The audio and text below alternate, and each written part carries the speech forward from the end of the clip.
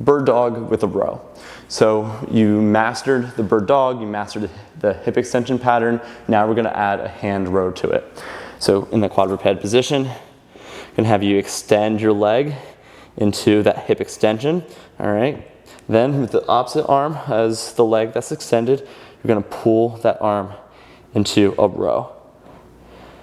So it's really gonna challenge your core to dynamically stabilize you as you pull back. Keep your body weight even between your hand and your knee. So pay attention to reps, pay attention to tempo. If you have a dumbbell, you can go ahead and grab onto that, or even any type of light household object that works too, all right? Whatever you have, no judgment here.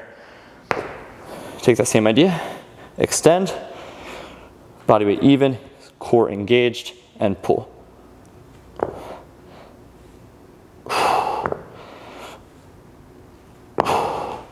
So great dynamic movement for your core. Stay locked in through that full range of motion.